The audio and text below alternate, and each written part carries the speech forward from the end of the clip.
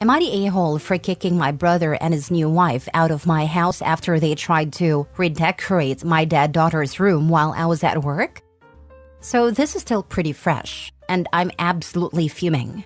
For context, I, 38 female, lost my daughter 2 years ago in a car accident. She was only 14, and ever since that day, I've kept her room exactly as she left it.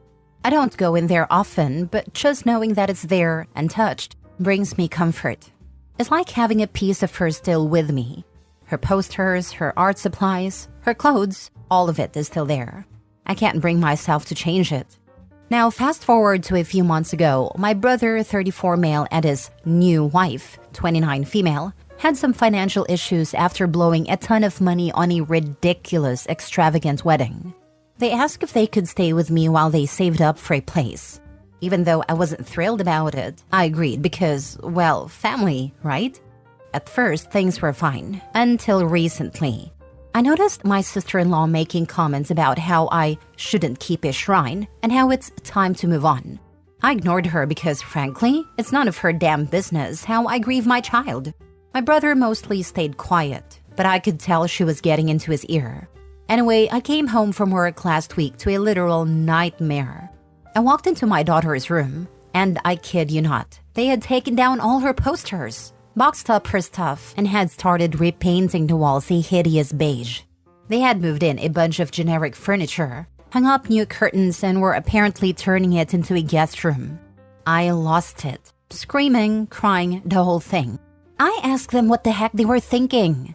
And their response? My sister-in-law had a nerve to tell me that they did it as a favor to help me move on because it was unhealthy for me to keep the room as it was. I was shaking with rage. I told them to pack their stuff and get the heck out of my house immediately. My brother tried to calm me down, saying they meant well and were only trying to help me let go.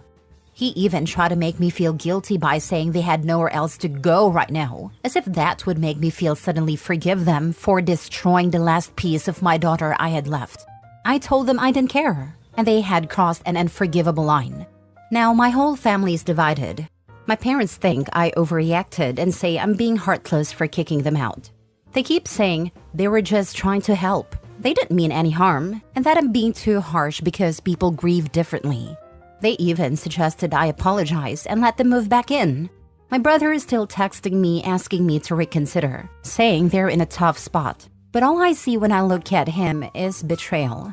So am I the a-hole for kicking them out and refusing to even consider letting them back in after what they did? Now for the top comments. Not the a-hole. Your parents can frankly shut the heck up. They know damn well you're a scumbag brother and a scumbag wife who are trying to take over your daughter's room so they have more space for themselves. And they still disrespected their granddaughter's memory to try and gaslight you otherwise. The utter nerve of your brother and sister-in-law. They are the way they are precisely because no one told them no before you. I am wondering how her parents would feel if they lost a daughter to no contact. Let them know that it is the same thing, and they should be able to get over it pretty quickly based on their comments. And OP should tell her parents their son and daughter-in-law can damn well move in with them, since they are so bloody forgiving. If I were OP, I'd be hard-pressed to ever speak to my brother and sister-in-law again. Truly, what they did is unforgivable. It would also be a good while before I could forgive my parents for being so unfeeling and cold toward me at my personal journey of grieving. It took me almost 5 years to dismantle a loved one's room after their passing. I still haven't emptied her closet. I'm looking for a cedar chest to move those things into. You don't move on. You learn to live with it. Don't listen to the flying monkeys, because they're just that, monkeys. They just make noise and leave a mess. Sending you a huge virtual hug. Not the a-hole. Agree 100%. Plus, they keep saying they were just trying to help. They didn't mean any harm. And that I'm being too harsh because people grieve differently.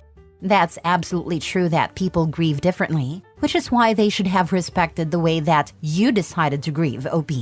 Not the a-hole, by a mile. 2 years isn't even that long. She was her daughter. These people are heartless. Next story. Am I the a-hole for snapping at my parents and kicking them out after they try to force me to rehome my autistic son's therapy dog? So here's the deal. I, 35 male, have a 10-year-old son, Ethan, who's on the autism spectrum. He's a bright kid, but struggles with severe anxiety, especially around new people or changes in routine. About a year ago, we got him a therapy dog, Max, a golden retriever. Max has been a godsend. Since Ethan bonded with him, his meltdowns have significantly decreased, and he's been more independent. Honestly, Max has been a lifeline for Ethan and our family. Now the backstory. My parents, 62 male and 60 female, are difficult. Growing up, they were very much the tough love kind of parents, never really understanding mental health or special needs. They've always been critical of how we parent Ethan, saying we coddle him too much. I've had to set boundaries with them multiple times, but they've never fully respected them.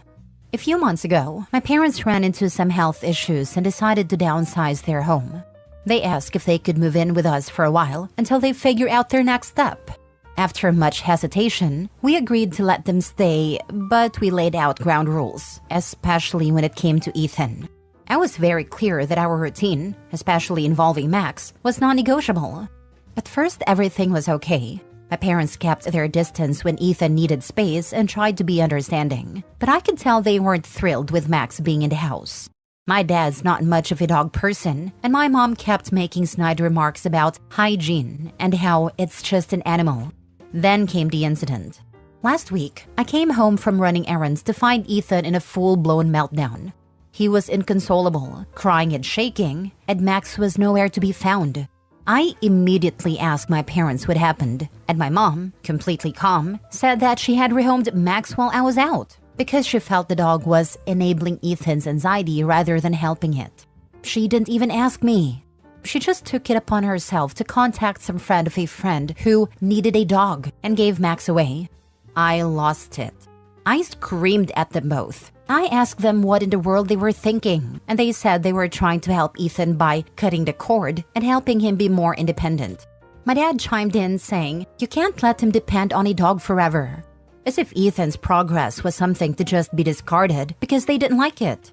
I was absolutely livid. I told them they had no right to make decisions about Ethan's therapy or what's best for him. I didn't even give them a chance to argue back. They disrespected my family, my son, and everything we've worked so hard for, just because they don't understand him. Am I the a-hole for throwing them out after they took Max away without asking? Not the a-hole. What they did was beyond cruel to both Ethan and Max. They are cold, heartless people. If I were you, I would also go no contact. They have no respect for you, your home, and your family. I hope you got Max back. Not the a-hole. Keep the dog. Lose the parents. If they ask why, tell them it's because you can't coddle the adults. They failed to adult sufficiently. It was a mistake to coddle them by providing them a place to reside. These are full-grown adults, not toddlers. Arguably, they're just animals to whom you have a genetic relationship. They are so bad at adulting that after having to give up their property, they decided to steal yours and dispose of it. They were enabling their incompetence by letting them reside with you. Fortunately, they elected to force you to rehome them. You're helping these two by cutting the cord. They can't suck the life from you forever. You're helping them be more independent. They can't demand support from you indefinitely. You've made a right call. Anyone who wants these leeches or wants to support these leeches or endorses them stealing from you and emotionally abusing a kid is free to welcome them into their house and their bank account. Time for you to cut the cord to them. Mini update. Thanks for the replies. I called up the person who took Max and managed to get him back the same night. Thank God they hadn't yet bonded with him and were understanding of the situation. But the damage was done. Ethan was a wreck for days, and I felt like I failed to protect him. Next story. Am I the a-hole for telling my mom her husband isn't my dad and his family didn't replace mine just because my dad died? I, 17 male, have a pretty blended family. Mom had me with my dad. They broke up when I was a baby. My mom had my half-sister Macy, 15 female, with a guy named Aaron. They weren't really together from what I know, but they shared custody of Macy her whole life, just like my parents shared custody of me before Dad died when I was 5. When I was 4, my mom started dating her first husband, husband number 1, and had my 3 other half-siblings, Daniel, 10 male, Lila, 9 female, and Kenna, 7 female. Mom and her first husband got divorced, and 2 years ago she remarried. Her husband number 2, has 3 kids with his ex. Holden, 13 male, Lacey, 11 female, and Kyrie, 9 female. My half-siblings go to their dads every other week. My step-siblings go to their mom every other week. I'm the only kid who hasn't got my dad to go to. Because of this, my mom expected me and her husband to be super close, and that I'd accept him as my new dad. Even after I didn't accept husband number 1 as my dad, she believed husband number 2 would be different. Not to me. Dad is still my only dad, and I don't see husbands number 1 or number 2 as my parent. I have a close relationship with my extended family on dad's side. I have grandparents who live 10 minutes from me. I have 3 aunts who live within 30 minutes of me. 2 uncles who live less than an hour away. 24 cousins who live within those distances of me. Lol. I have cousins of my dad who are close to us as well. There are times when my half-siblings are with their dads that I'll ask to be with someone in dad's family. Mom doesn't like that I do it, but she does let me sometimes. But she really tries to push me to spend time with her husband or his family when my half-siblings are gone, or if I'm the only kid in the house. 2 weeks ago, my half-siblings were all gone to their dad's houses. My step-siblings wanted to spend time with husband number 2's family, which makes sense since it's their family too. I asked Mom to let me spend a day with my grandpa since he was doing something cool. Mom looked surprised and told me there was a whole party going on at her in-laws, and I should be there with my family. I told her I wanted to be, which is why I was asking to be with Grandpa. Mom told me I was being intentionally ignorant and that I knew she was talking about her in-laws. We got into a fight, and she said I never willingly spend time with her husband or his family, and I never prioritize my family. I told her she never expects my half-siblings to, and I shouldn't be treated differently because my dad died.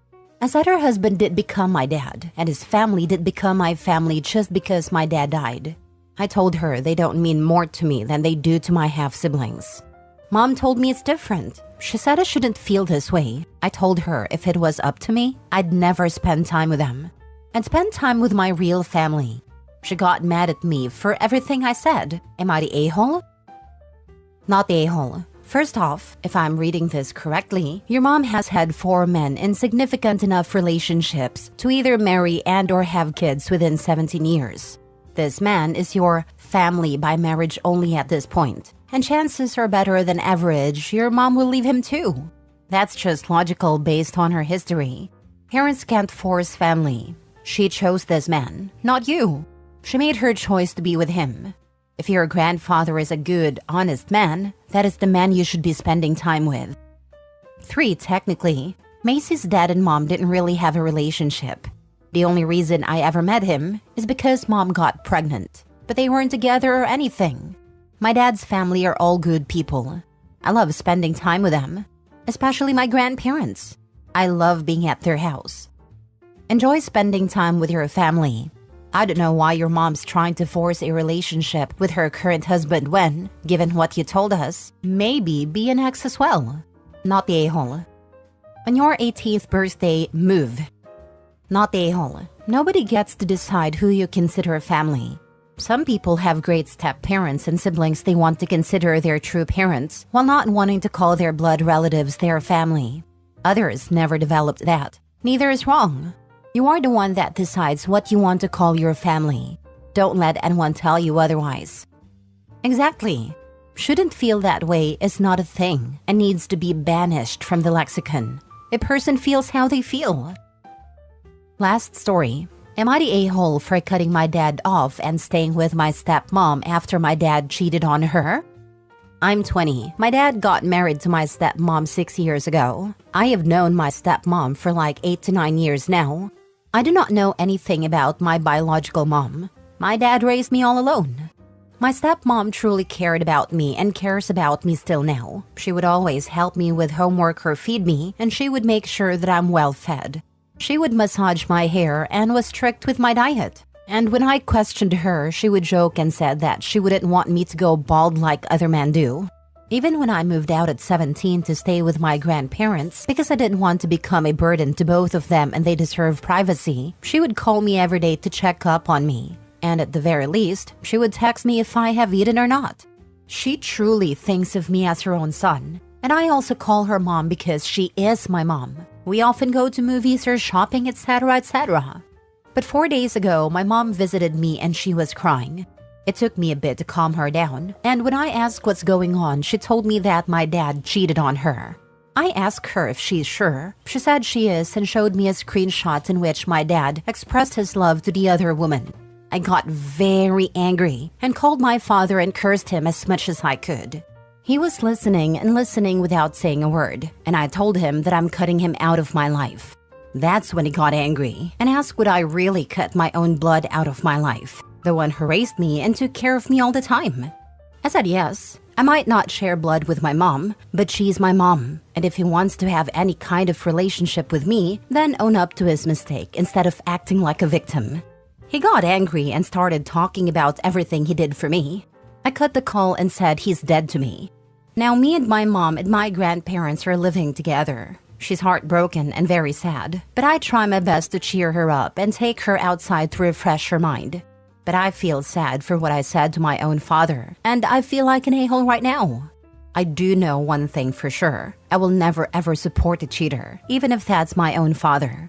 But I truly wish that he could have done something else which was a mistake, and not lose my own father. Your dad is a selfish cheater and that is sad. But your relationship with your stepmother is inspiring, especially in Reddit. Goes to show you blood is not always family, but the good people you make your family. Good luck to both of you. Not the a-hole. Just let daddy know he is on a timeout until he behaves better. OP's heart is breaking because a parent betrays the family, but his loyalty to his stepmom shows maturity and compassion. He is doing what feels right for him. Not the a-hole. Ever. You are a real man. You have morals, you have integrity, you have kindness. You also show your respect to the people who deserve it, rather than those who insist that it is their due because they donated their DNA to you. I think that you are a really good man, and I am so pleased to read a post where someone has a good experience with a step-parent. Mine was good too. Carry on just being you. And she is more of a parent to you than he is.